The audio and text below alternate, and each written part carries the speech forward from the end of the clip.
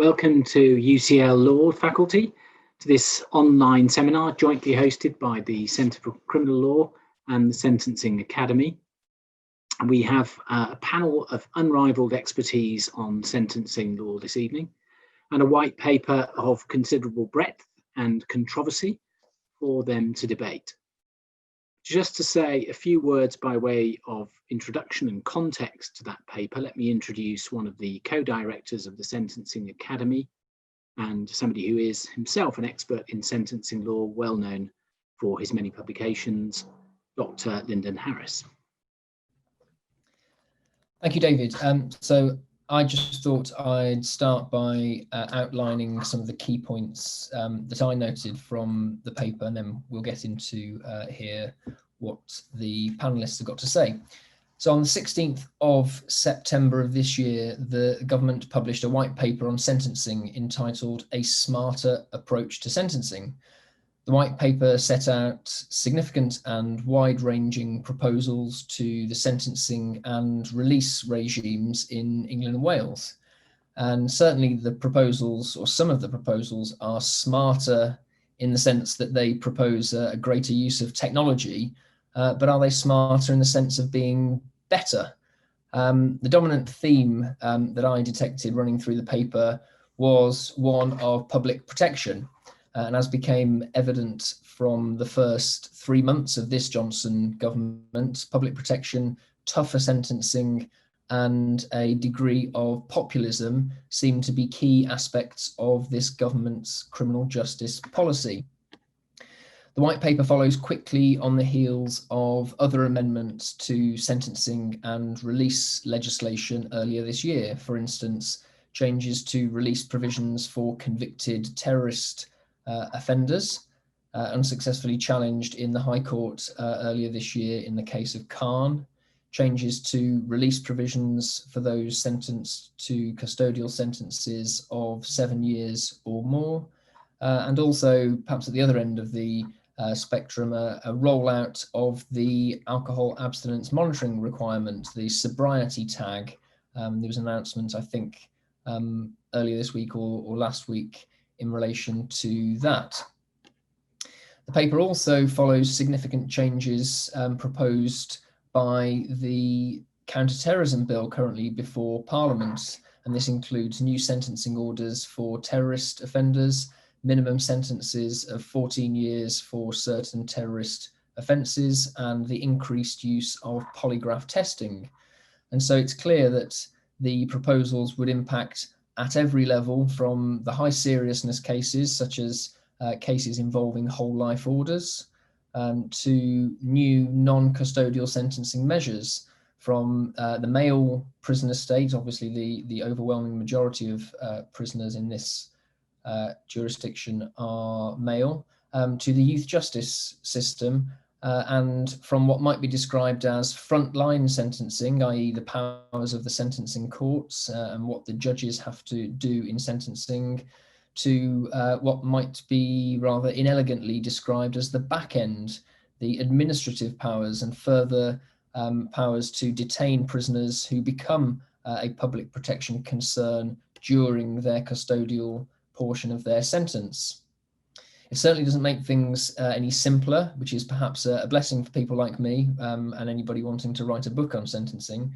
But more importantly, a key question that needs considering and hopefully answering by our panelists is whether or not these possibly radical reforms to tackle growing concerns relating to public protection at the high end of the scale of seriousness and at the lower end of the scale of seriousness, poor reoffending rates. Are these proposals going to do that? Or is this merely Groundhog Day, a further exercise in penal populism, which will result in higher sentences, longer periods of preventive detention, and an unchanged recidivism rate? So hopefully here to tell us the answers, our expert panel, and I'll hand over to David to introduce them. Thank you very much, Lyndon. Let me just say a few words by way of explanation about the running order and other housekeeping matters. You will all be automatically muted and your cameras switched off, so that we can focus on the panelists. The running order will be to begin with Professor Andrew Ashworth, followed by Professor Nikki Padfield, and then Umar Azmeh, followed by Phil Bowen, and finally Kate Aubrey-Johnson. Each of the speakers will speak for about 10 minutes or so. Some will have some slides. The slides will be obviously recorded along with the text here, so you will have access to those later. You, as delegates, will have the opportunity to pose questions using the Q&A facility, and we'll be able to return at the end of the panelists' speeches to look at those questions and to identify the relevant panelists to address them. So let me begin without any more delay with our first speaker, Professor Andrew Ashworth, the Emeritus Vinerian Professor at Oxford and the outstanding criminal justice scholar of recent decades. His expertise ranges across procedure, evidence, substantive criminal law, human rights, and of course sentencing. He writes the textbook, the well-known book, Sentencing and Criminal Justice, and he was the chair of the Sentencing Advisory Panel. So where better to start than with Professor Andrew Ashworth. Good evening, everyone. Will this white paper deliver a smarter approach to sentencing? Already Lyndon has pointed out that that's a question of definition in relation to smarter, but let's look at the white paper. From the beginning of the Lord Chancellor's foreword, it's evident that we're dealing here with a twin track or bifurcated approach to sentencing. We've got an upper track and we've got a lower track. The upper track is said to be driven by public protection. Proposals on pushing back release dates for many violent and serious sexual offenders will be discussed by Professor Padfield shortly. Schedule 21 on starting points for murder is to be ramped up. All premeditated murders of children are to have a whole life starting point, and there are proposals for a suite of higher starting points for youths, no doubt to be discussed by Kate Aubrey-Johnson. No mention here in this part of the paper about the fundamental problems of Schedule 21. No recollection that the Coalition Green Paper of 2010 described Schedule 21 as ill thought out and overly prescriptive. Also on the upper track are proposals to raise maximum sentences for causing death by dangerous driving and causing death by careless driving when under the influence of drink or drugs, from 14 years up to life. This is somewhat in response to a public campaign, and the Driving Offences Consultation Paper of 2016 pointed out that increasing the maxima does not mean increasing sentences necessarily, because decisions on sentence, it was put, are taken by judges. Now, I think we've got to be careful here. This shows very little understanding of how the system works. It fails to recognise the key role of the Sentencing Council and its guidelines. Council's been awaiting these legislative changes before revising the out-of-date 2008 guidelines on causing death by driving. What we need here is a joined-up approach that ensures that death by driving sentences slot in alongside the 2018 guidelines for gross negligence manslaughter. But the manslaughter guideline is tainted by its link with the unsatisfactory Schedule 21, as Professor Roberts and Sir John Saunders point out in the current issue of the Criminal Law Review. However, assuming that the Sentencing Council stays with the Schedule 21 link, how will it approach the positioning of causing death by dangerous driving in relation to gross negligence manslaughter? Also on the upper track are proposals to toughen up minimum sentences. Our evidence shows, says the white paper, that 71% of third strike burglars were sentenced below 3 years, including those who received guilty plea reductions. We are told that the unjust to do so formula is too loose. The government will change these criteria so as to raise the threshold for passing a sentence below the minimum term. But what sort of new test are they thinking about? Not exceptional circumstances, surely, because that, as currently interpreted, leaves no room for the guilty plea reduction. The Lord Chancellor states in his ministerial foreword that courts can find the current sentencing system cumbersome and difficult to navigate, with judges' hands too often tied in passing sentences that seem to make little sense. But now he's proposing to tie judges' hands even more. This fails to recognise the problems with minimum sentences, in that they prevent courts from reflecting the full facts of an offence and offender, and fails to recognise the advantages of sentencing council guidelines as a way of structuring judicial discretion. Why not abolish minimum sentences and incorporate them into guidelines? Well, you may think faint hope, particularly in view of the proposal for the terrorism minimum sentence of 14 years. So that's a little look at the upper track. Moving to the lower track, there's been some interest in recent years in the Scots approach in adopting a presumption against short custodial sentences. Scotland began with a presumption against sentences of up to 3 months in 2010, and in 2019 it moved to a presumption against sentences up to 12 months. Unfortunately, the white paper contains absolutely no discussion of such presumptions, but it is overtly critical of short sentences. It says, while short custodial sentences may punish those who receive them, they often fail to rehabilitate the offender or stop reoffending. Evidence suggests that community sentences in certain circumstances are more effective in reducing reoffending than short custodial sentences. And this leads on to proposals to revamp community sentence treatment requirements, promising more resources to increase the use of mental health, drug and alcohol treatment requirements, and promising a funded pilot study to improve the delivery of pre-sentence reports. Phil Boyne will be discussing all these proposals, but I want to point just to 3 firsts in this part of the white paper. One is that the pre-sentence report pilot refers to the complex needs of female offenders and young adult offenders. Much more needs to be done for these 2 groups.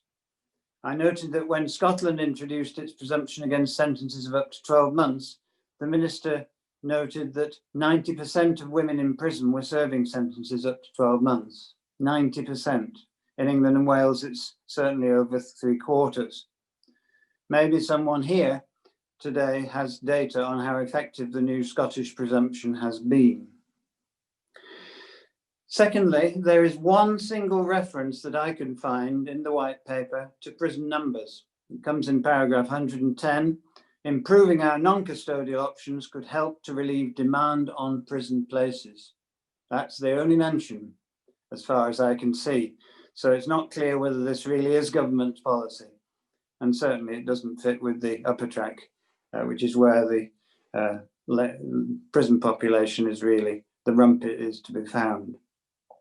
And thirdly, there's one single reference in this part of the paper to the work of the Sentencing Council, mentioning its recent guideline on sentencing offenders with mental disorders. There's also a reference later to the Sentencing Children guideline. The Council is an independent body, but it's inevitably involved in putting new laws into practice. And its 2016 guideline on imposition of community and custodial sentences will need some changes if community sentences are to be revamped as the white paper envisages. Again, I think there needs to be some close working there. Also on the lower track are several proposals to increase the use of curfews and GPS tagging. This is a smart bit. This being the public protection component of the new regime of community sentences. Prominent among the new measures is the so-called house detention order, severely restricting liberty and constituting what the white paper describes as a strong punitive response to crime, while enabling those offenders in training, education or employment to maintain those obligations. These orders are to be initially targeted at young adult offenders. Well, that's good. That's a good recognition of their needs, but courts would not be able to use them for people who would otherwise have received a custodial sentence, or for people who had already had a custodial sentence in the past. Seems to me that these restrictions are just too narrow and complex, and I wonder whether this will ever be used very much. Lastly, one respect in which the white paper does propose to untie the hands of judges and magistrates is by abolishing the restricted length of detention and training orders for young offenders, retaining the 4-month minimum, but allowing judicial discretion above that threshold instead of the 6, 8, 10, 12 limits that exist at the moment. The white paper also recognises that the youth justice system has seen considerable successes over the past decade.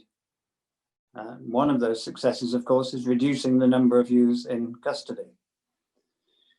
And the white paper also recognises the overrepresentation of BAME young people in this group. The proposals for young offenders will be discussed by Kate Aubrey-Johnson later. I want to end my presentation just by making a couple of general points about the structure of the paper. There is virtually no integrated discussion in the white paper of sentencing issues relating to race, gender, and young adults. Of course, there are the annexes, Annex A on race and Annex B on females, which are important. And it may well be that the government's Commission on Race and Ethnic Disparities, which is due to report at the end of the year, will have something to contribute to this area. But I would have preferred and valued much more an integrated discussion of these issues in the white paper rather than just a couple of annexes, however good they are.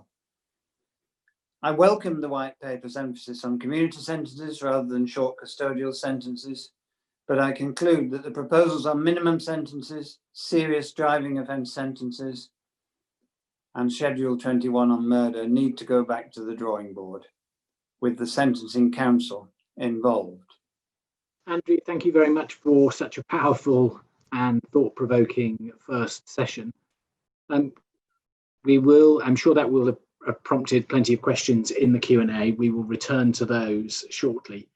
Can I introduce next Professor Nikki Padfield, yet another distinguished scholar, joining us this time from the faculty at Cambridge.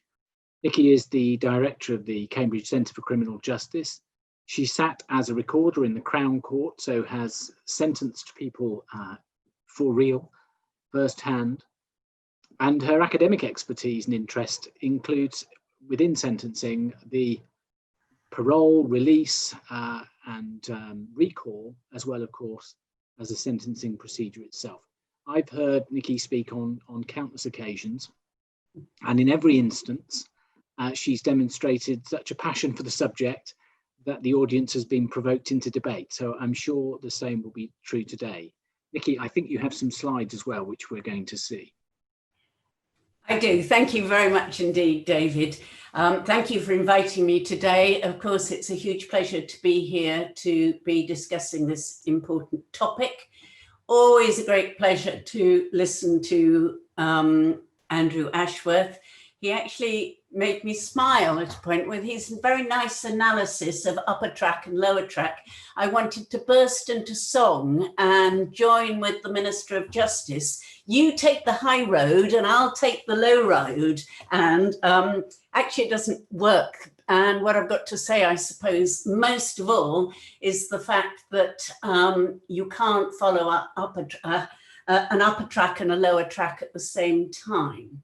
So I've got a few slides and Lisa's very kindly going to move us on to the next one to save me thinking about that.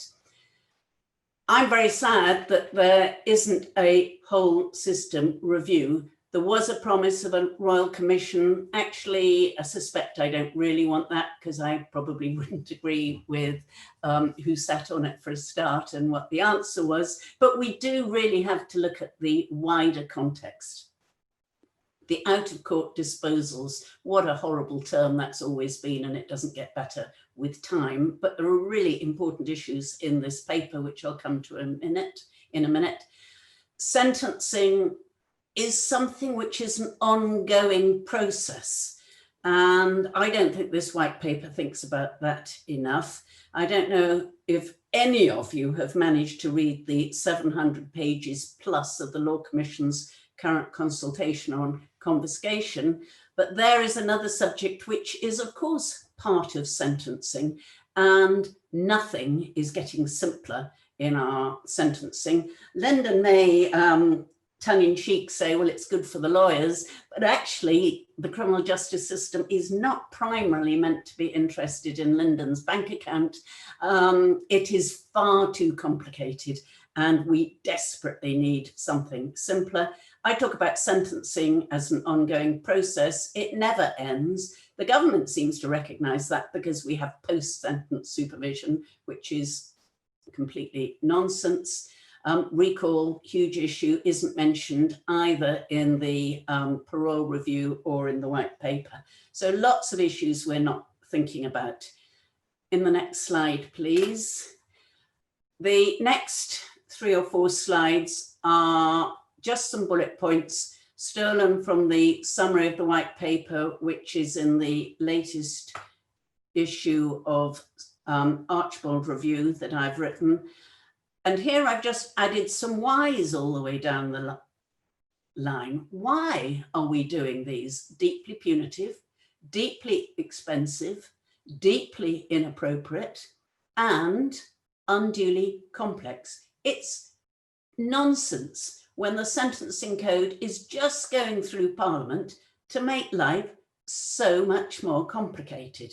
Now, why, all my whys there? I think longer tariffs, increasing time for the weirdly named SOPC, the sentence for offenders of particular concern. Fashions change over the decades, of course, who are the people of particular concern. Changing halfway release.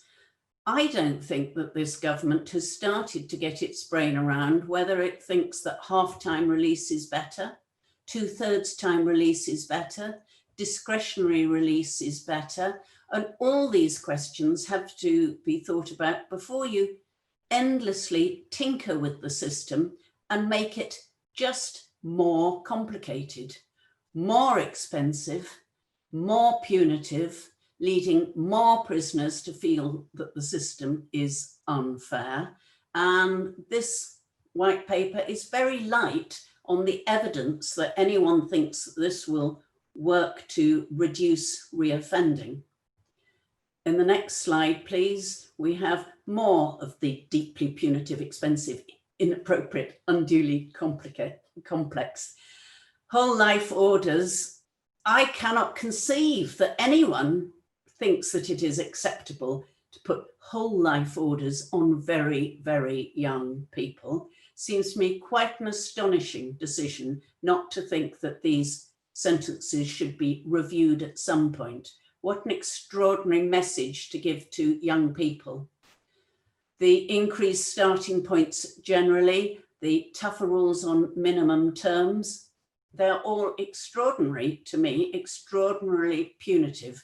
To say that the government thinks they respond to a popular desire for more punitive sentences, I think misses the point in 2 very important ways. One is, who says that people think that?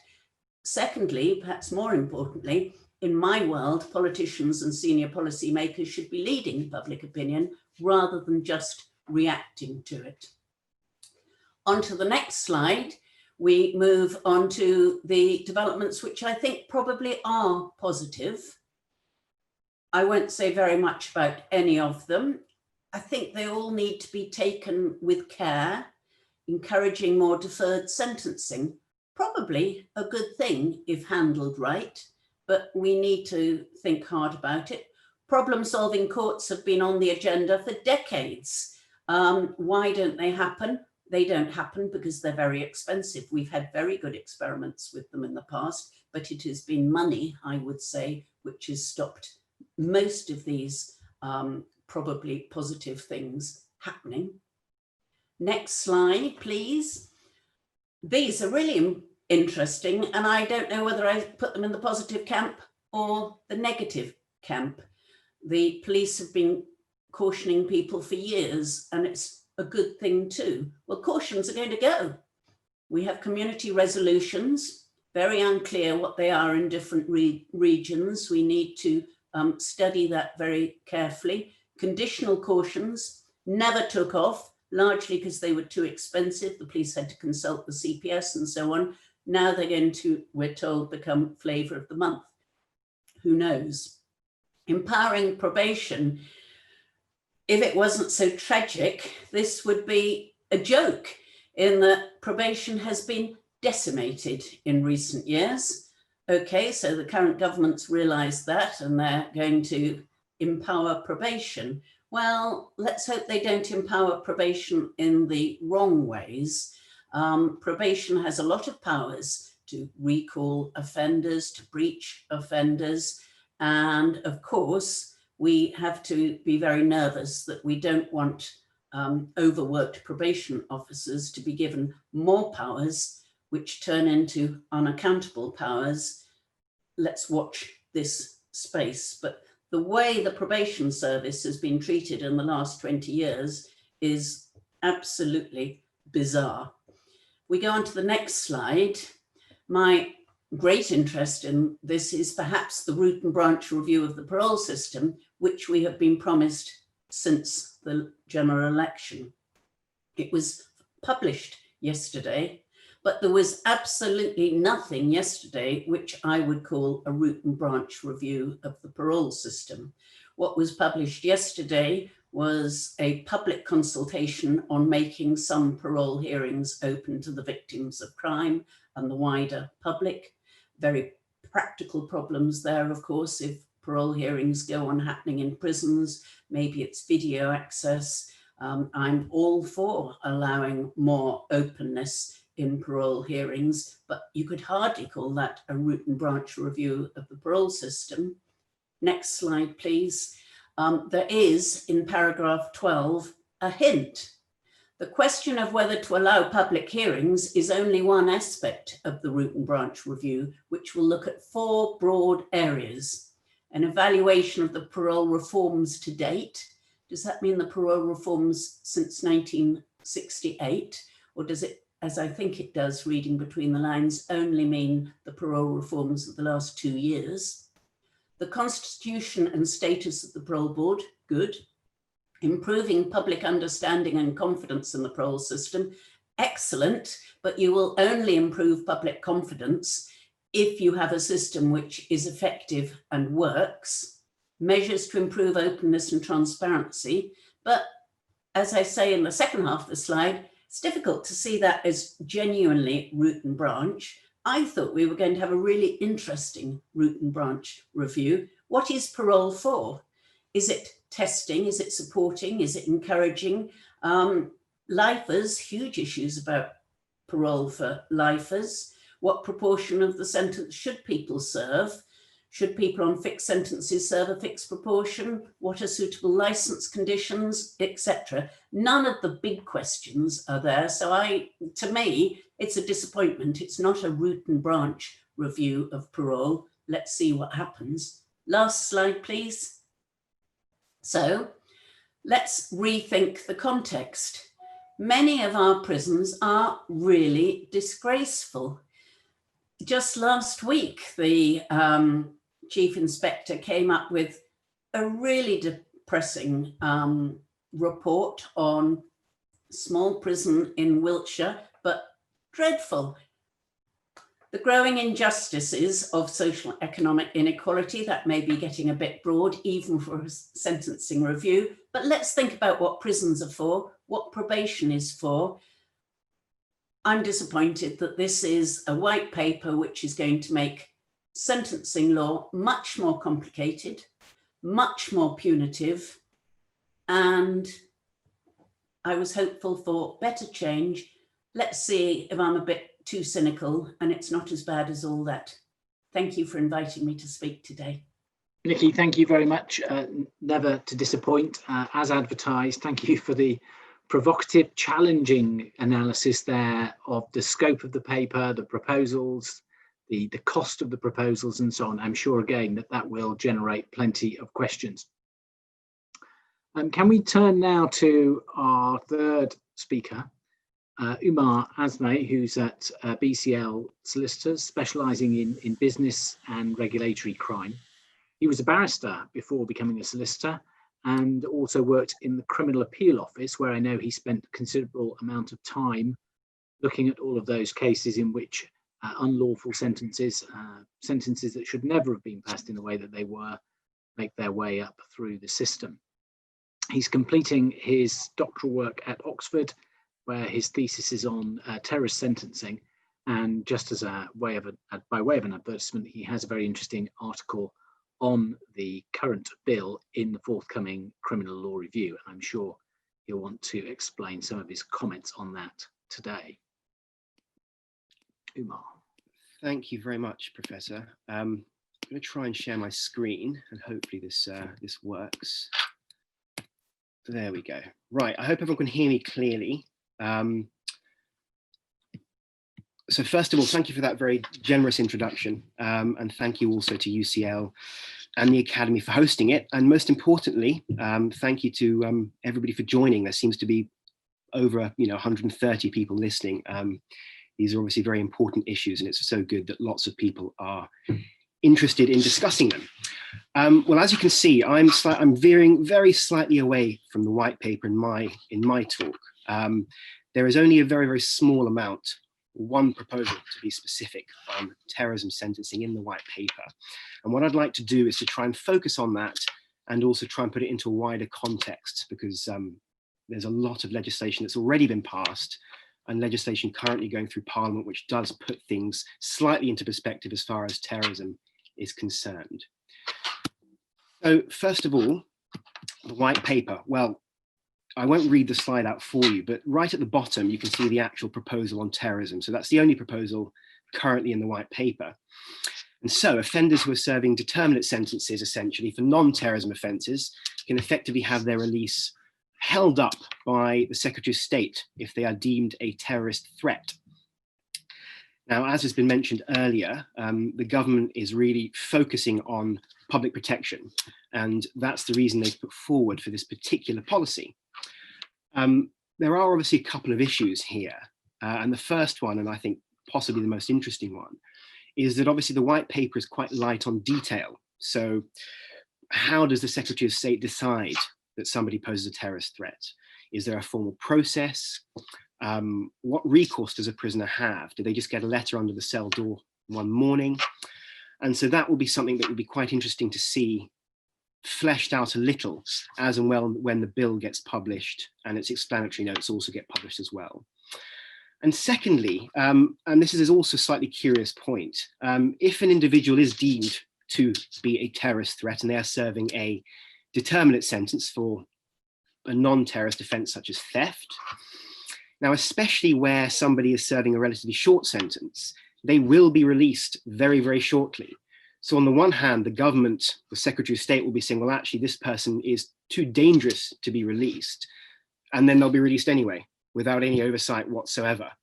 So that's a slight anomaly within this particular proposal, and it will be interesting to see how that plays out. The eagle-eyed amongst you will have noticed there's an asterisk, and you're probably wondering, what about terrorist offenders serving determinate sentences? Because of course this is directed at non-terrorist offenders. Well, they were already dealt with, and this is part of the overall context that I wanted to bring in to this talk. So in the wake of the Fishmongers Hall attack and actually the Streatham attack earlier this year, this 2020 Act was rushed through Parliament as emergency legislation. And it essentially means that no offender who is serving a terrorism sentence, a determinate sentence, so 3, 5, 7 years or whatever, can be released without going through the parole board. And the point at which they can go through the parole board is the 2/3 point. This essentially adds another layer of parole oversight into the release of people serving sentences for terrorism offences, which may or may not be, it's arguable whether or not it will make any difference whatsoever. Because you'll have also noted that exactly the same problem crops up as cropped up for the non-terrorist offenders. Because if someone is serving, say, a terrorism sentence of 3 years, the parole board thinks they are dangerous, okay, we'll keep you until the end of the 3 years, and then they're released straight away. So it kind of kicks the problem down the road. It doesn't really fix what it suggests it's going to fix. And I've used another asterisk here because you will know, maybe you'll find it interesting that the only offence I could find which is not covered by this act, the only terrorist offence, is the offence contrary to section 13 of the Terrorism Act, which is wearing a terrorist uniform or publishing a terrorist image. So that's the only offence now, if a terrorist receives a determinate sentence under which they can be released without parole board supervision. So summary only offence has a 6-month maximum. Now, the very big part of this mosaic comes from this bill. Now, this is presently going through Parliament. It was laid in May of this year. And actually the provisions of this bill have been alluded to earlier, and they definitely warrant, in my view, an entire lecture in themselves, because they are very, very detailed and quite interesting. And I'm afraid I won't be able to do them justice, but some of the most significant proposals I've put in the 4 bullet points at the bottom of the slide, and you can see them. Needless to say, this is a very punitive piece of legislation, and it's almost gone unnoticed in the media, given the COVID situation. It's relatively under the radar at the moment. It's about 5 or 6 months into its in its life in Parliament, and nothing has yet been changed apart from a couple of commas. So these provisions are highly, highly likely to be there when the Act is eventually brought into force. Now, the most novel part of the Act, or the bill, in my view, is a completely new sentence for serious terrorism offenders, and it's called a serious terrorism sentence. Now, to put this into context, there are a few bullet points about their main characteristics, and they are very similar to extended sentences in that they have a defined custodial term and an extension period. And to put them into the wider sentencing scheme for you, unless you've read the provisions in detail, which you may have, they fall between life sentences and extended sentences. So they're the second most serious sentence a terrorist offender can receive. And just to pick out something before we move on, and that will be the second bullet point. So there is a minimum custodial term of 14 years. 2 points to make on this. First of all, there is an exceptional circumstances safety valve, similar to the one that is there for firearm offences or for burglary offences or for possession of offensive weapon. In exceptional circumstances, for those cases, the sentence can be lower than that minimum term. However, interestingly, for the serious terrorism sentence, the exceptional circumstances safety valve, as it were, doesn't allow the judge to go below 14 years. It only allows the judge not to impose a sentence in the first place and to impose a less punitive sentence. So that's something quite interesting and quite novel about this particular sentence. These are the main criteria for the imposition of a sentence. And I'd like to pick out 4 things from the slide. Now, first of all, they are reserved for very serious terrorist offences. So the offence must have a maximum sentence of life imprisonment in order to be imposed. Secondly, and this is another slight innovation, it's the third dash point under bullet point 1. It's a multiple death condition. So this has to be present in order for a judge to impose this sentence. And what the multiple death condition means is that the offence or offences for which the offender is being sentenced was very likely to result in or contribute to the deaths of at least 2 people. And secondly, there's a second limb, the offender was or ought to have been aware of that likelihood. So this is going to be a judicial assessment of the facts in each case. And this may be one of the areas in which appeals are brought to the Court of Appeal. The judge put me in that bracket. Well, actually, that condition is not necessarily met. The third point, as you'll see, is the second bullet point. There is again reduced credit available for a plea of guilty. All of you will be aware that in other areas, so again, firearms offences or third strike burglary sentences, reduced credit is again available there. It's done in a similar fashion here. And probably most importantly, is that early release is not available. So it's the final bullet point on that slide. So once an offender gets a sentence and is sentenced to 14 years, they must serve 14 years. There is no way to get out early. And of course, that's just a minimum. The judge can go much, much higher if he or she wants. So it's quite an interesting and innovative sentence, and it's a mandatory sentence. If the criteria are met, the judge must impose that sentence unless there are exceptional circumstances, which means that he or she can impose a slightly lower level or degree of sentence. Now, I have to say at the outset of this final or penultimate slide that I'm not seeking to make any value judgment as to whether or not these are good or bad sentences. I think it's fair to note that these will have significant public support, which will give them significant legitimacy, and it will give the public further confidence in the justice system, because, as you'll all be aware, a lot of the rhetoric is people are being released and then going on to commit extremely serious offences. And this perhaps is what the government is trying to focus upon. But there are potential bear traps that the government may or may not have noticed, but you may wish to think about them. Now, first of all, is proportionality, and you'll all know that our entire sentencing system is based upon the notion of proportionality. The first point is differentiation. So the fact that the minimum sentence is so high, it's 14 years, is going to make it very, very difficult for a judge to differentiate between joint offenders of differing levels of culpability. So, for example, if there are two offenders, one is aged 18, is very, very immature, one is aged 40 and is a fully mature adult, how does the judge reflect the disparity between their different levels of culpability with a floor so high? Because normally the judge may well have said, well, I'll give the 18-year-old 10 years, but actually the judge can't do that. The judge can't equally simply ratchet up the adult's offence, the adult sentence to 20, because that would be grossly unfair. So it's going to be very interesting to see how judges deal with that conundrum. Secondly, these proposals do impact significantly upon the definitive guideline for terrorism offences. Now, that was published by the Sentencing Council in April 2018. And these proposals, in my view, impact upon that guideline, which has been used very successfully for 2.5 years now in two ways. Firstly, and I know some of the authors of the guideline are actually watching this, and it will disappoint them. Well, they'll know this already. It will make the guideline totally obsolete in effect, because the government is effectively setting the sentencing levels for a lot of offenders. And secondly, there is also the risk or the reality of wildly differing penalties being imposed depending on when somebody was sentenced.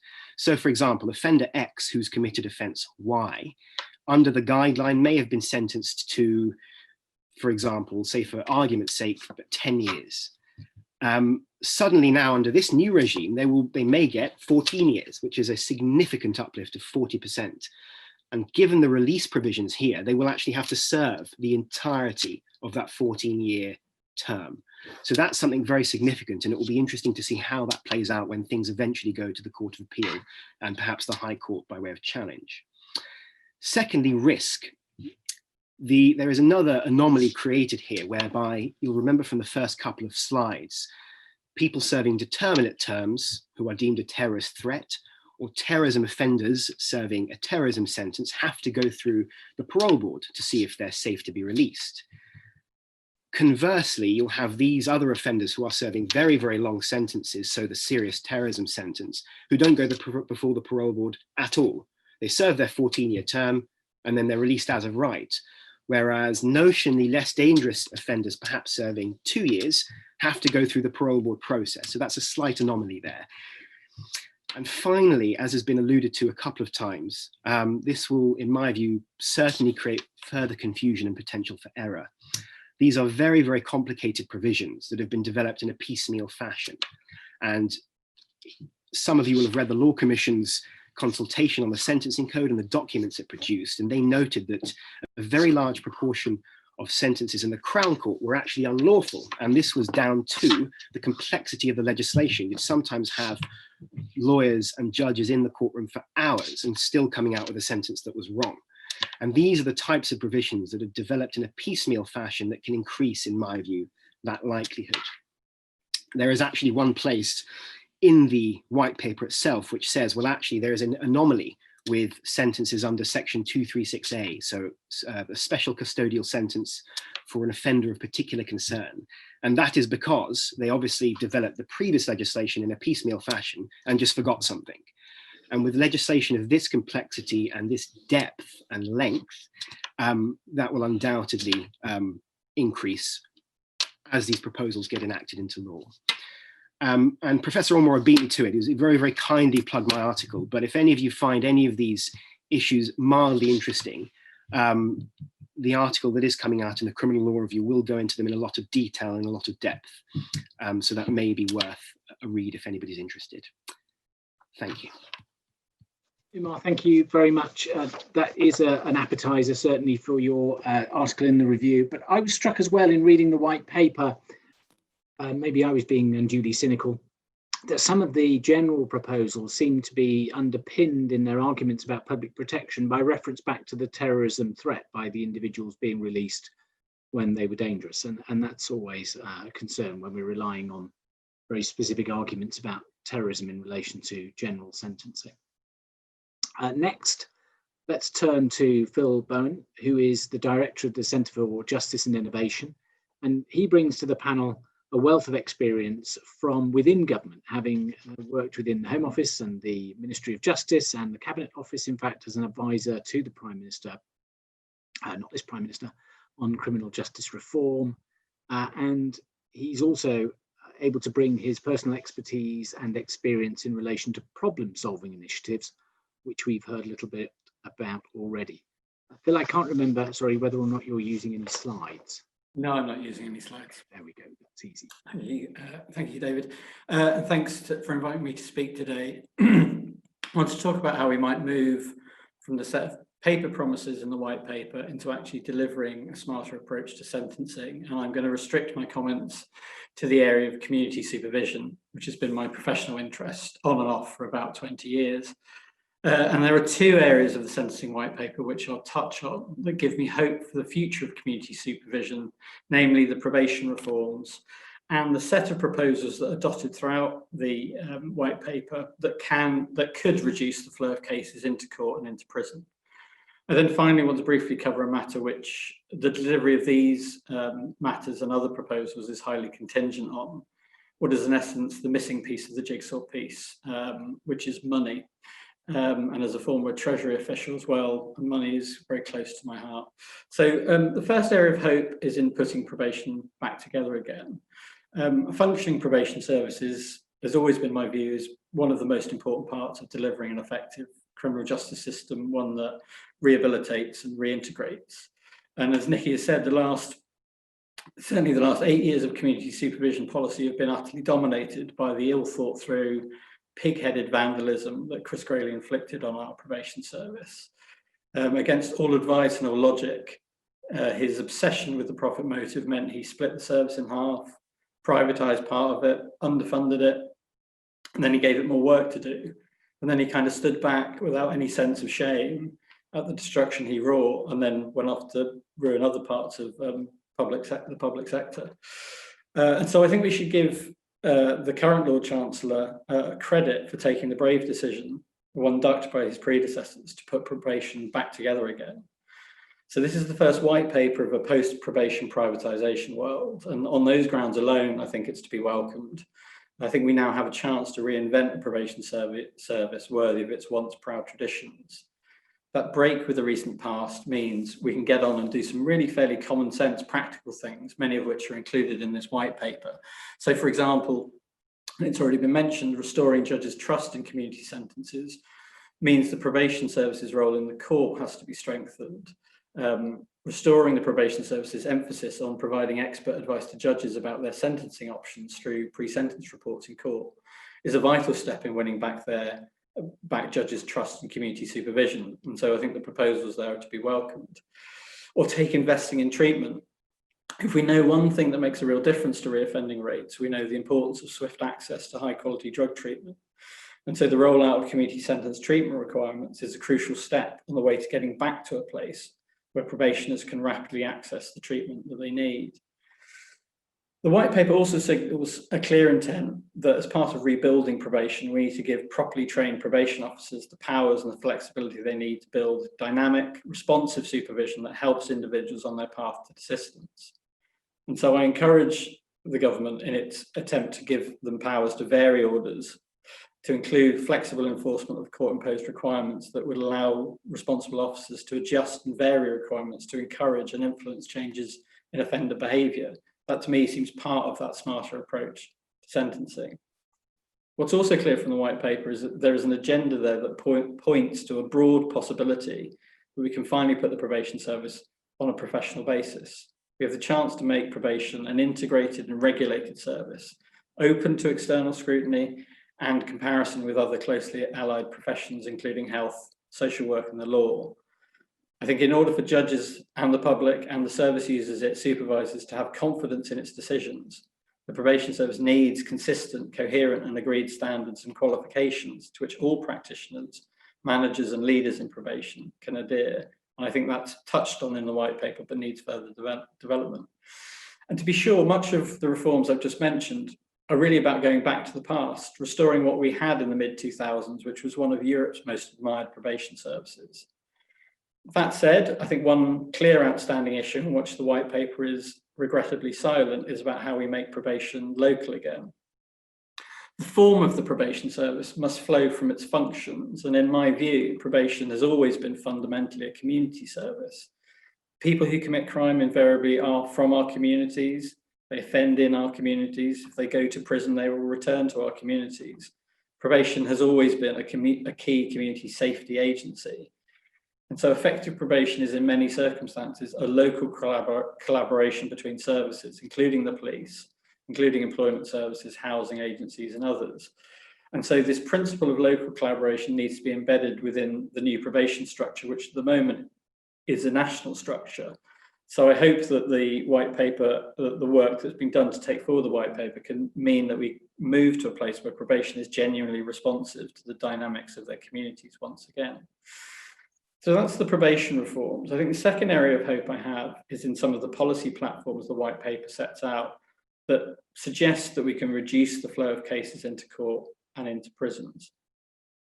For example, I think it's important that the white paper endorses the use of out-of-court disposals. I think that's a strong signal on which many of us can build. I think it's especially important in a world in which we have the tough on crime rhetoric of the Home Secretary. I think it's important that we have a ministry that's endorsing diversion as a way of addressing low-level criminal behaviour. Diversion away from court means ensuring that people are given a proportionate resolution. We know that for low-level and non-violent offences, we should allow the police to divert people pre-arrest or away from the criminal justice system and into support services. The evidence is very clear that those schemes create better outcomes for those who are diverted and keep our communities safer. So I think we should support those elements of the white paper that talk about that. I also think we should build on the support in the white paper for the greater use of deferred sentencing. I think that plank of the white paper can be used by creative policymakers and practitioners to start rethinking about how we provide a range of more responsive alternatives at court. For example, the latest data shows that 48% of court fines have not been paid back within 12 months. And though no research has been conducted on this for some time, all of the literature on fine payment in other common law countries is highly suggestive that most of those people who do not pay do so not because they don't want to, but because they can't. And so the greater use of deferred sentencing in these circumstances could mean that the ministry can work with already funded and existing liaison and diversion services and community advice services to develop alternative routes out of the criminal justice system, replacing financial penalties with referral into rehabilitative services. As David said, the white paper also endorses the piloting of problem-solving courts, a matter that's very close to my heart. Problem-solving courts put judges at the centre of rehabilitation and recovery. They generally operate out of existing courts. They yoke together the authority of the court and the services necessary to improve outcomes. They are already being used extensively across Scotland and in Northern Ireland, and my own organisation has helped create them in the UK in both criminal and family law. Problem-solving courts, I think, provide an opportunity to demonstrate that we can turn people's lives around who would otherwise have gone to prison. And I think it's notable this is really the only area in the white paper where there is an explicit commitment to draw people otherwise bound for prison and manage them in the community. So finally, moving on from that, I want to talk about the kind of missing jigsaw piece. So despite all that hope, we simply do not know what money the ministry will have to deliver any of these and indeed other commitments. The spending review, which is happening now as we speak, those of us who witnessed the long shadow cast by the car crash of the Ministry of Justice last spending settlements know that spending reviews have the power to completely alter and undermine good policy and good intentions. We also know that crime has changed, and while it's lower, some of the shifts, such as increases in complex fraud and sexual offending, are placing ever greater demands on our court system. Yet, despite knowing this, previous governments have pursued a cheaper justice strategy in previous spending reviews. And we should be clear, those choices have led directly to victims waiting longer and longer to get justice. They have meant we've chosen to have fewer prison staff, and therefore more self-harm and violence in our prisons. It's those choices in spending reviews that cause us to have shockingly low convictions for rape. We have the justice system we have because of those choices made in previous spending reviews. And the plague of crises in our justice system is only going to be exacerbated by the pandemic still further. So looking at it from that lens, the white paper is a real mixture, as we've already heard, more demand for prison places in some areas, but also policy proposals to shift demand out in other places. And I think there's a real danger that the easy things to do, like legislation to increase prison tariffs, could potentially, if the spending settlement doesn't land right, be not accompanied by the things that are harder, namely complex community supervision programs, complex organizational reforms. And I think it's pretty likely that in an economy struggling with COVID and the potential disruption of a no-deal Brexit, a good outcome for the Ministry of Justice in the spending review is simply a stable settlement, simply keeping the MOJ's head above water. So even if the ministry does well and gets a similar amount of money as it now has, I think the backlogs that we've seen are going to stay and get worse unless from somewhere else the ministry brings forward more demand reduction. Some of those changes could quite simply be to seek to remove existing demand from the criminal justice system altogether, things like the legalization of cannabis. That type of choice could take a large chunk of cases out of the criminal justice system completely. Another demand reduction policy could be that the ministry rethinks how our courts are organised, shifting more cases out of the Crown Court into magistrates' courts, expanding the sentencing remit of the lower courts to handle cases that attract longer periods of custody, and focusing what are the expensive resources of the Crown Court on more serious matters. Yet at the moment, the white paper is silent on those matters. It's unclear what the ministry's demand reduction strategy is. And certainly the white paper doesn't have enough policies to stop our criminal justice system from creaking. That means delivering the things I've just talked about will be hard, even in a spending envelope, which might be broadly the same as now. So the spending review, I think, will be the key event to see if the smarter approach as set out in the white paper can actually be delivered. If there is not enough money, it's clear that that smarter approach may just remain a plan on paper. Thank you very much. Bill, thank you very much. That was really fascinating insight there, really candid explanation, I think, of some of the broader policy concerns and the way that different government departments might have to resolve those. There's hope for optimism there. There's at least in terms of the policy, perhaps, a sign of some optimism, subject, of course, to the availability of the money. And I should point out, for those of you who haven't looked at the paper in detail, there are the impact assessments that are published alongside it, one in relation to release provisions and one in relation to the paper more generally. Let me turn now to our final speaker, Kate Aubrey-Johnson, who I've had a privilege of working with in various contexts recently, including on updating halls briefs and other very exciting work. But Kate is a youth justice specialist, a barrister at Garden Court Chambers with experience in defence and as a public lawyer. She was formerly the director of the Youth Justice Legal Centre at Just for Kids Law, and she's recently been working with the professions to ensure that they have the specialist skills, that she's been promoting the specialist skills needed to represent children effectively. She's the co-author, I should say, as well, of the leading textbook, Youth Justice Law and Practice, a legal action group publication from just last year. So supremely well placed to comment on the proposals in the white paper that relate to children. Kate. Thank you very much, David, for that very generous introduction. So I'm now going to share my screen because I do have some slides. So just a moment. So as David said, I specialise in understanding children in the criminal justice system. I'm going to talk about the changes to sentencing children. And I just thought, if I may, just take a step back and look at and how we treat children in relation to criminal sentencing. The white paper talks about youth sentencing. I'm going to talk about sentencing children because language is really important.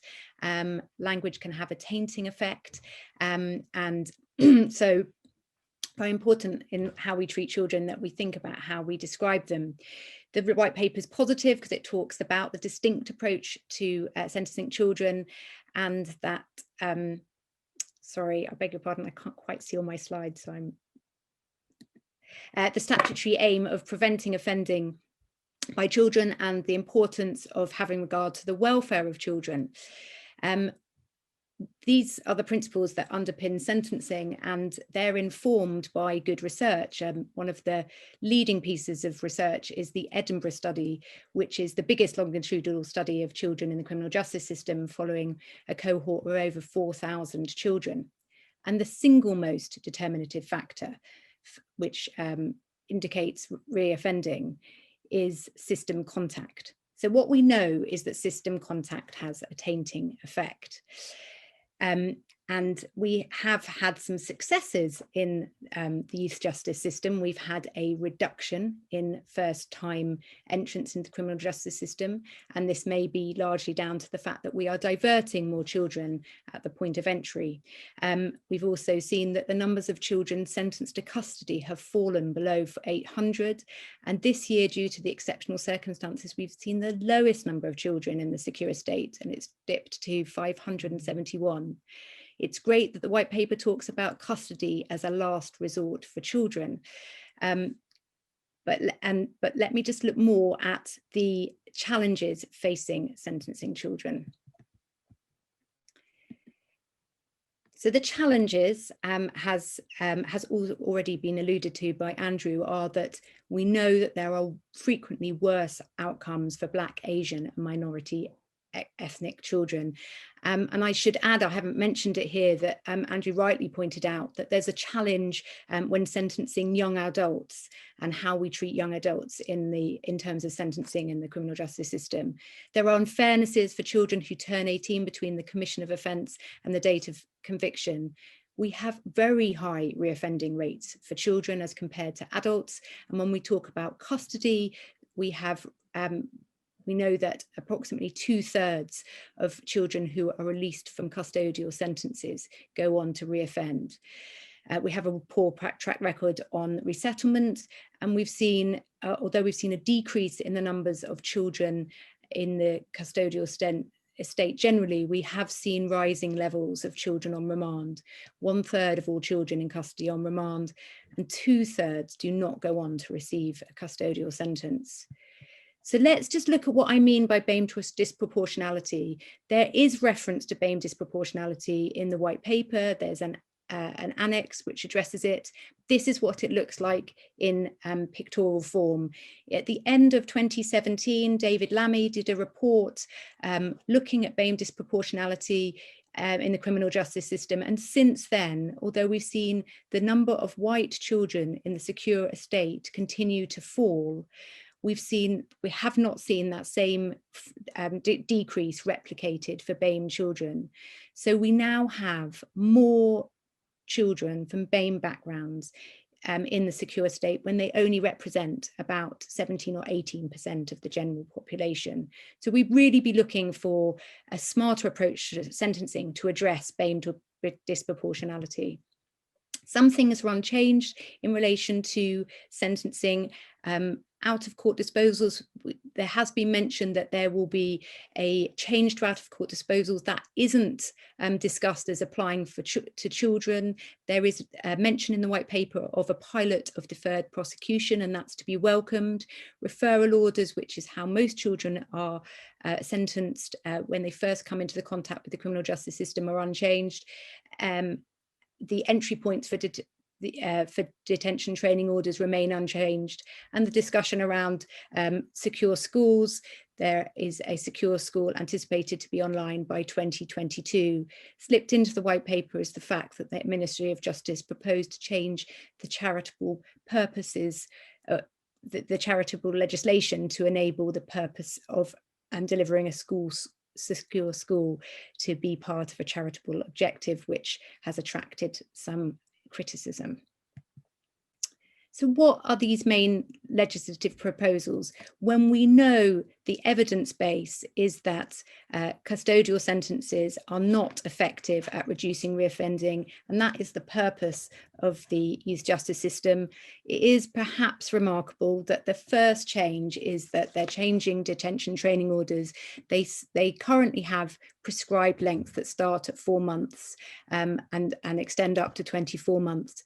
The justification for the removal of the fixed structure seems to be to allow the sentencer to better take into account time on remand.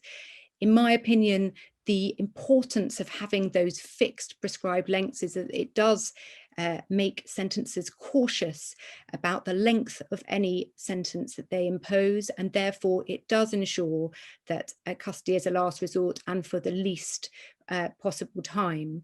So this change, I'm afraid, will, in my opinion, will lead to more children being in custody. But in fact, I'm not the only person who thinks that, because as David's already mentioned, there are impact assessments on these proposals, and the impact assessment in relation to detention and training orders anticipates that there will be an increase to the youth custodial population of around 50, and the annual cost will be £8.5 million, and an additional £500,000 for the youth offending team supervision of children in the community.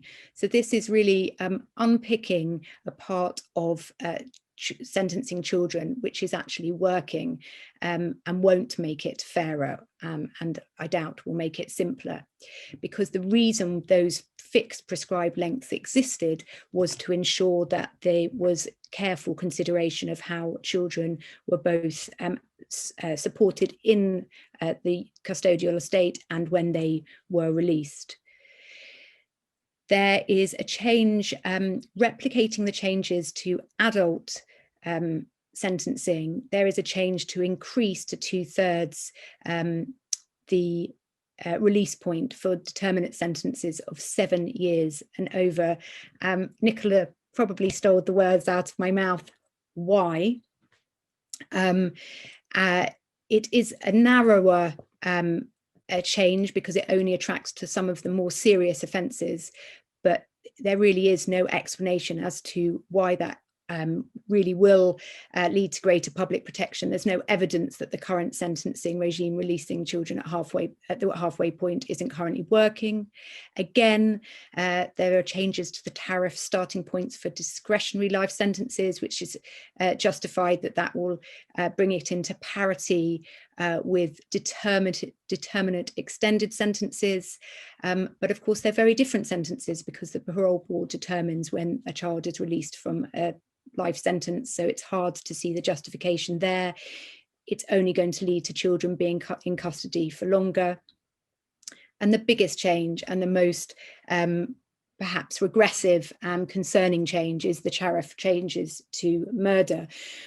We currently have a tariff starting point for all children under the age of 18 as 12 years. And I think that has worked effectively in reminding sentences of the different approach that you should take when sentencing children.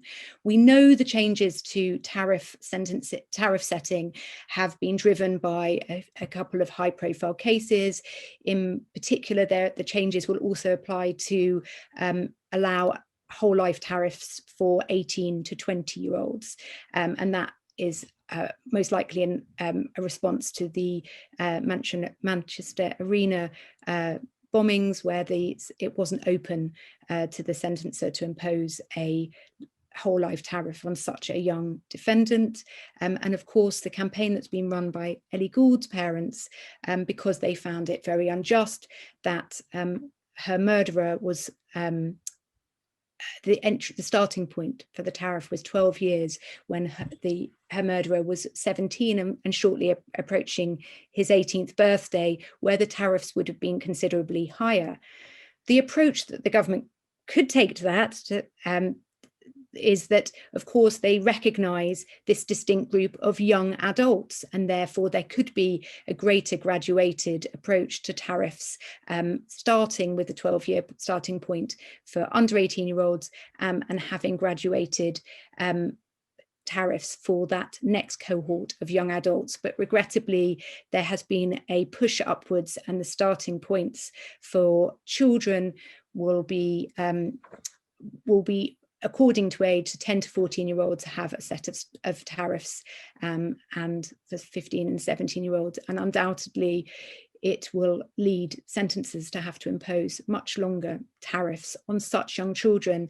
And Nikki has already mentioned the case of Smith, which was about giving children the chance of hope, and we're imposing tariffs which are longer than the period of time they've been alive. It's about treating children differently, understanding that they are in a process of maturation.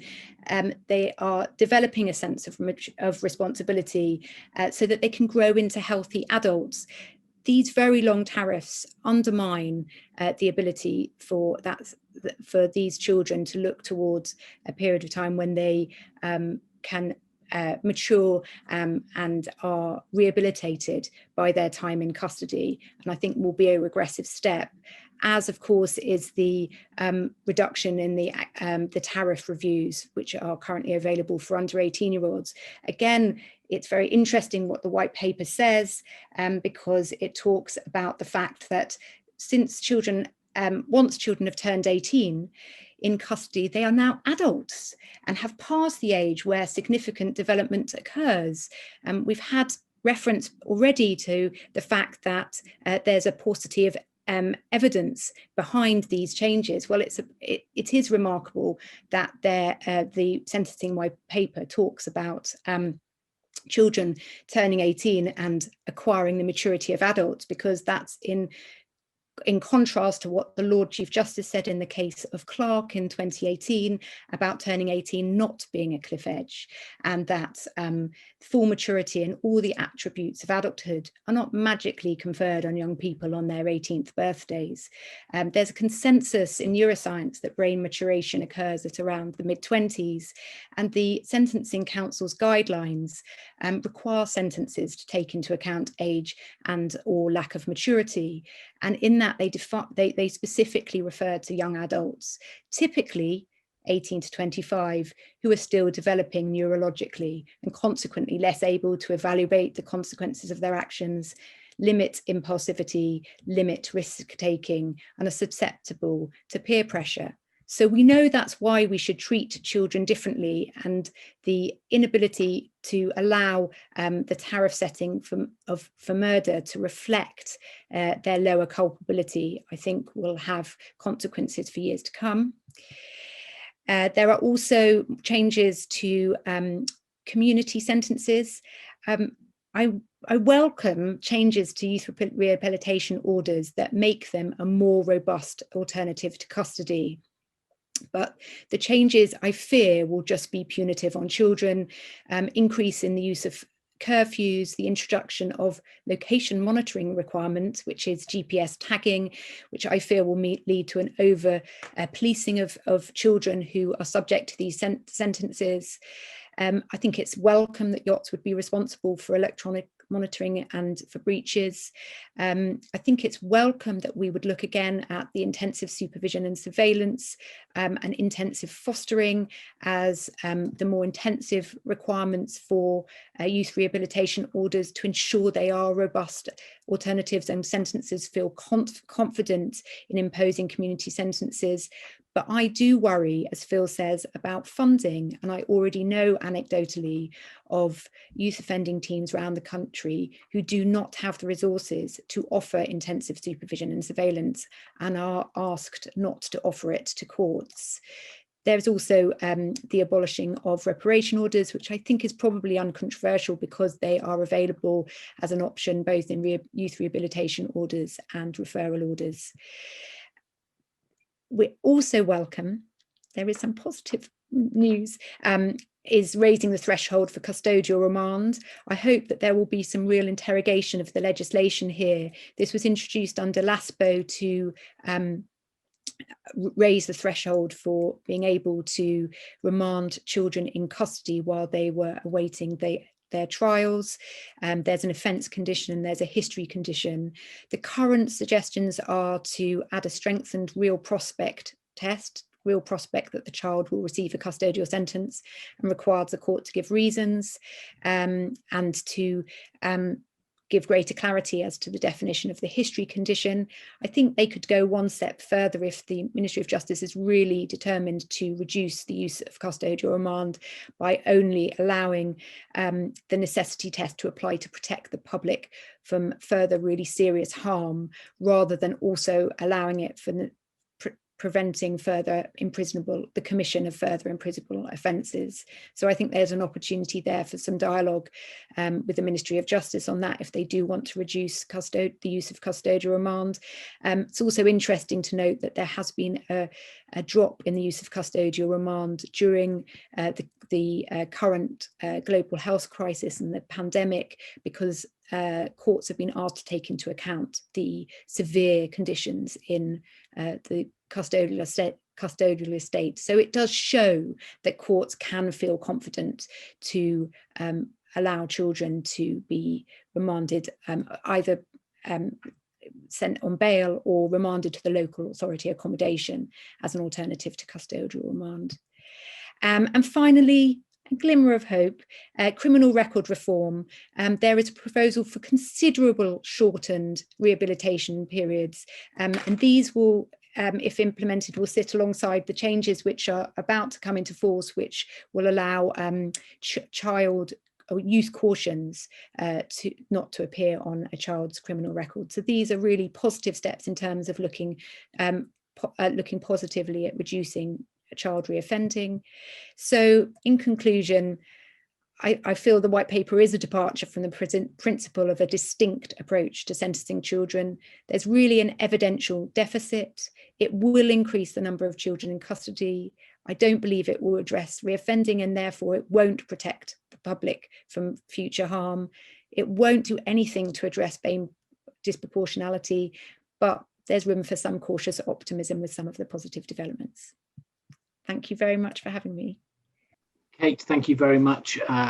My conclusions there, you summarised beautifully on that last slide. Although the white paper uses that language of the distinctiveness in relation to sentencing of children and so on, the impact of the punitive approach of the high road is going to be felt very keenly by them. And that second theme that's been drawn out as well by several speakers, that there just isn't the evidence there, but maybe this as a white paper, maybe we could see it as a white paper with a hint of green, and with sufficient evidence being pulled in from consultees, we may see a prioritisation there. We can impact on the likelihood of some of those proposals. I'm just going to, I'm going to hand over to Lyndon, who is going to just pose some of the questions that have been coming in on the chat, the Q&A function rather. Let's turn now to some of the questions, some of the Q&A that have come in. Actually, before I do that, can I answer one that was posed I saw earlier, and I know that Nikki's already contributed on this. Gemma Buckland, I think, asked the question, would it be beneficial for people to group together to produce a composite response to the white paper? I can see value in that, because you get the weight of all of the signatories.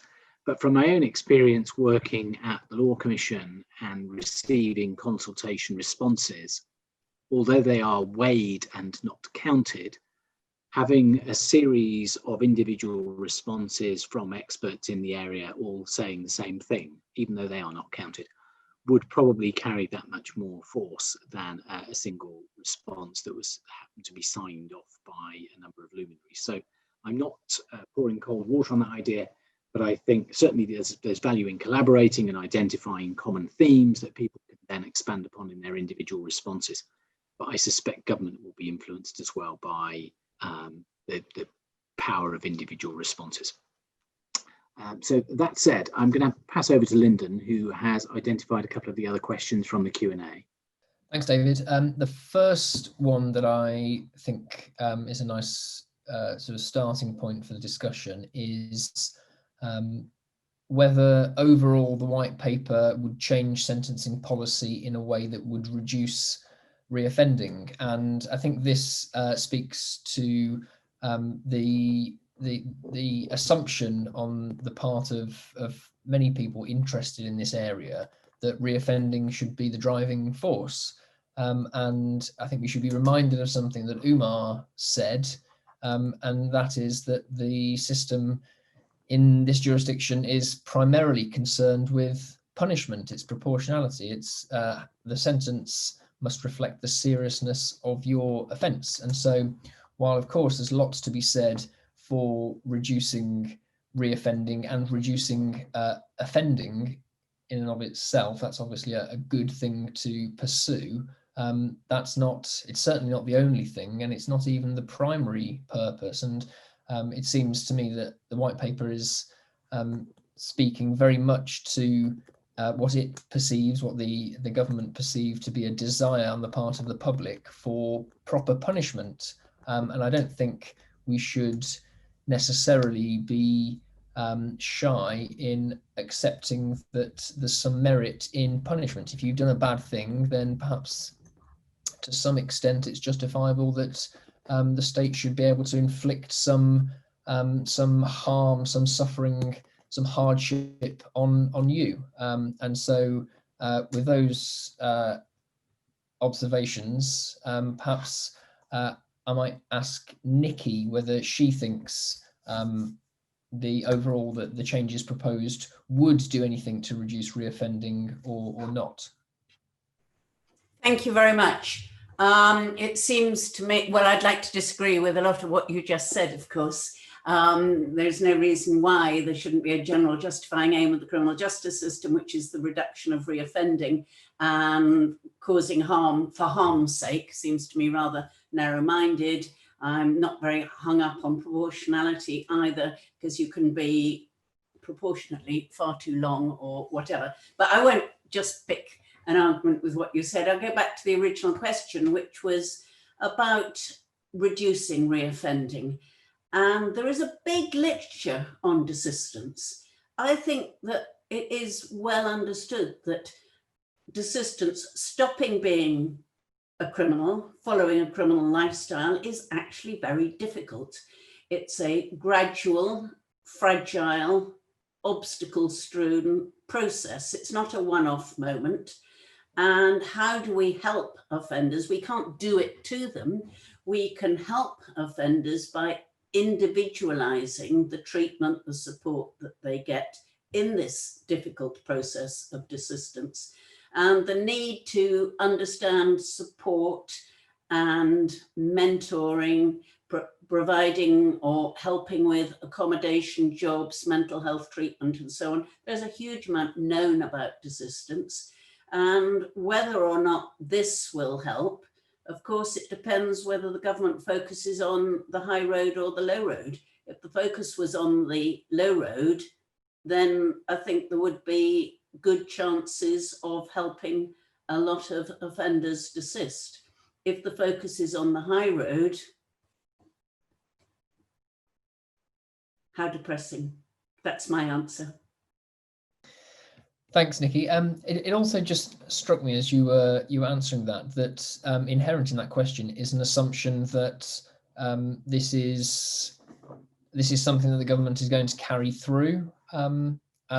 Also, perhaps that this is a genuine consultation and not something that is designed to drum up some favourable headlines, but perhaps following recent cases such as the PC Andrew Harper manslaughter case that was in the press. So I wonder whether there's an element of just trying to curry some favour in the press with some big headlines, because a few days before the paper was published, a number of the more punitive proposals were trailed in the Sunday papers, and you didn't really see any details of the proposals that are more concerned with rehabilitation, reoffending, and perhaps something slightly more innovative. So possibly something to talk about. Kate, I don't know whether you had a particular view on this. You said there's a cause to be cautiously optimistic. I wonder whether I might encourage you to possibly say a little bit more about that. Well, I mean, taking away the very serious offences and the increase in sentences there, I mean, that is a relatively small cohort. I think if you can continue to divert as many children out of the criminal justice system and then reduce the number of children on custodial remand, so that we know that they don't benefit from being for any of the positive rehabilitative courses and support that would be available in custody while they're on remand. So if you can reduce that number, I think that would change the threshold, prevent more children going into the secure estate on remand. That's a real positive.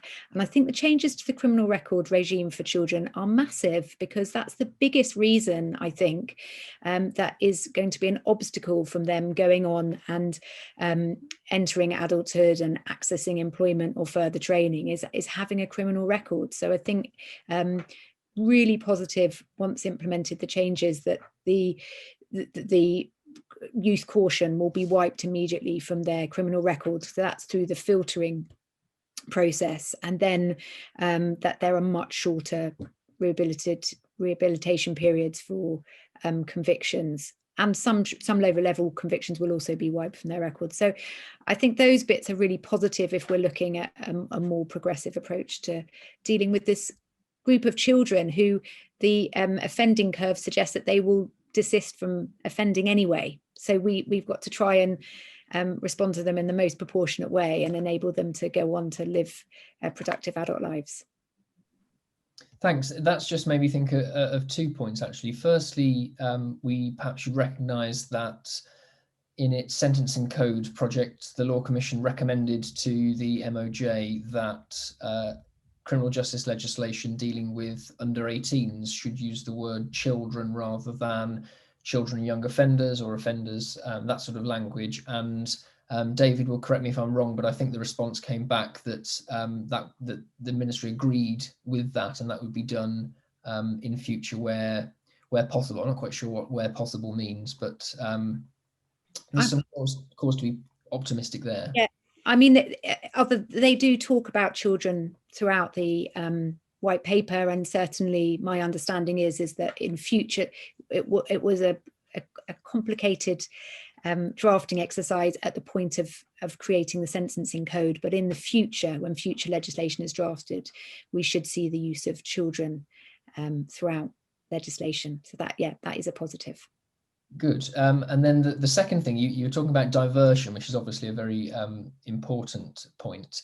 And that made me think of a comment you made during your short lecture, I suppose is what it was, your short speech. I hope 2 lectures.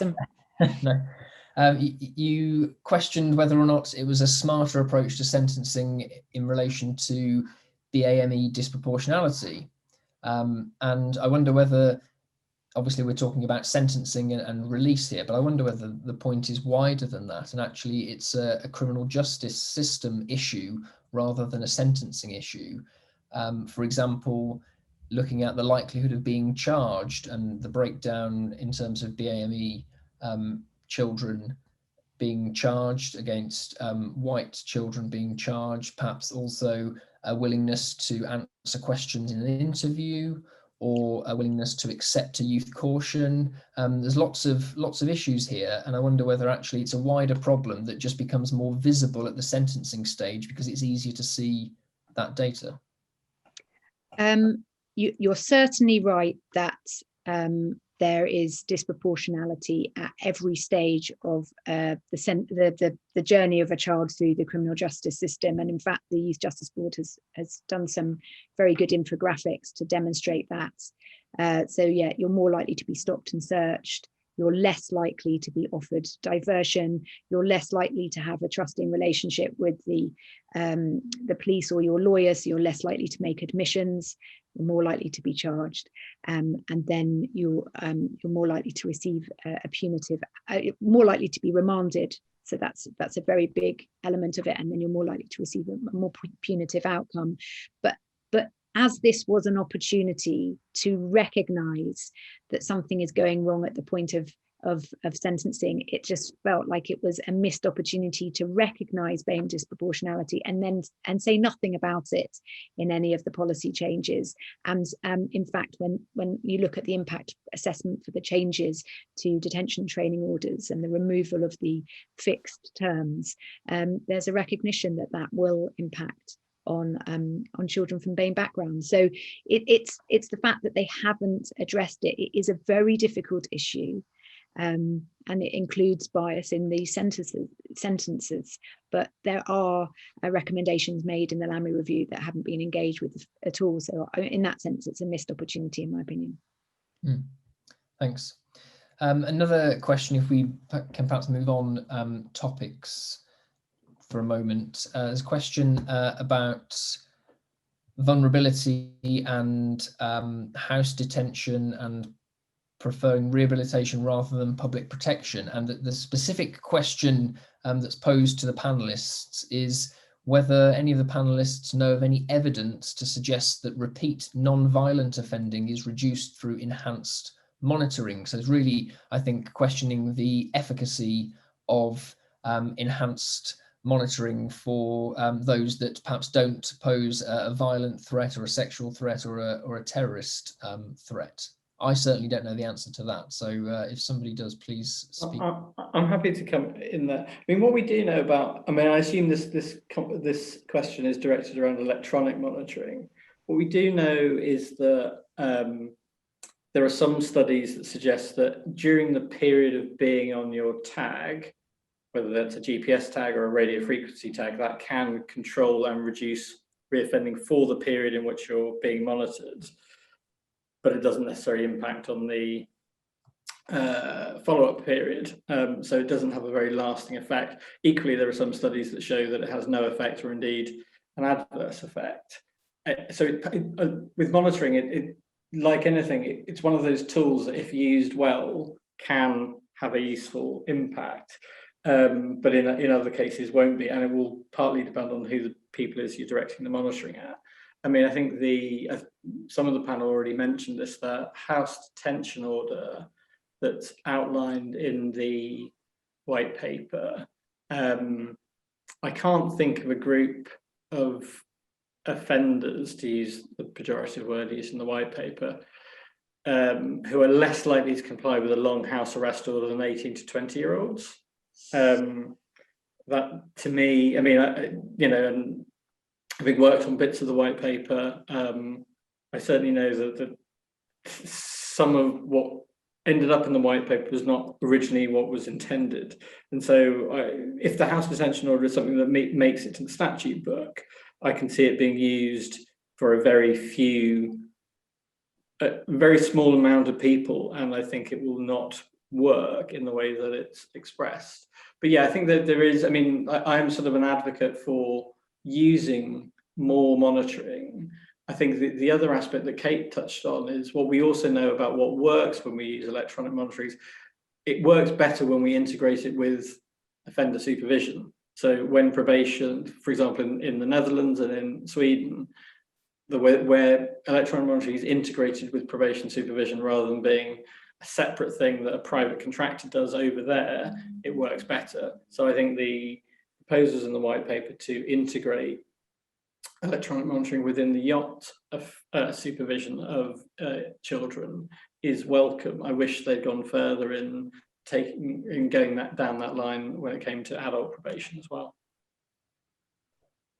Thanks. I suppose the point about there being evidence that monitoring has some effect for the period of the wearing of the tag, for example, actually speaks to an issue of deterrence almost.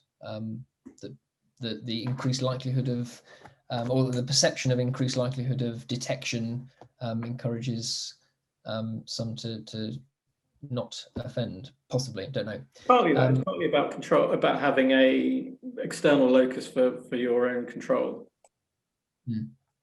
Thanks, interesting. There's a question about, directly to Umar, about the terrorism provisions, and particularly in relation to the reduction for guilty pleas. I wonder whether I can just ask Umar about this. What kind of sentences are affected, and is there any justification for the reduced reduction for, in the same way that the firearm minimum sentence doesn't receive a reduction below the minimum? Is there any justification given for that, Umar? So that reduction in credit available is only for the serious terrorism sentence. So where there's that mandatory minimum of, say, 14 years, or if a judge gives 15 years, it's solely focused upon that particular sentence. And as Lyndon mentioned, it's constructed in a similar way to the firearms reduced credit for guilty plea scheme. So effectively, the eventual sentence can't be any less than 80% of what would have been imposed in any event. So that's how it works. The documentation doesn't give any rationale, actually. I've looked at the explanatory notes.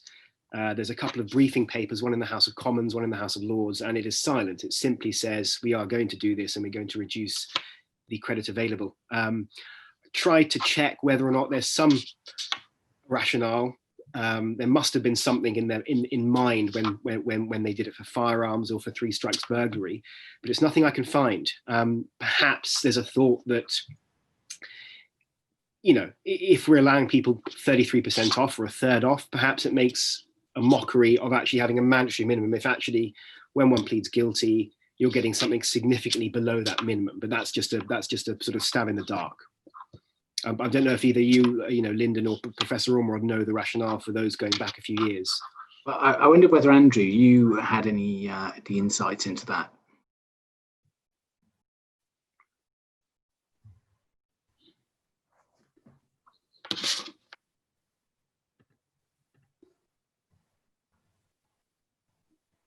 As far as I know, there's a different law. From the firearms, there is no possibility of any reduction for guilty plea, whereas in relation to the 3rd strike burglary or drugs, I think it's down just 20%. That is the maximum. So I think those two models are different. I'm not quite sure where the terrorism one sits. And yes, I think there's a very good article in the Criminal Law Review by Martin Wazick in 2014, Time to Repeal the Mandatory Minimum. It's aimed at the Firearms Act particularly, but is a very good review of the issues. On this point, Andrew, you made a comment at the very beginning about minimum sentences, and I think you were encouraging, or you would encourage Parliament to repeal them. Yeah.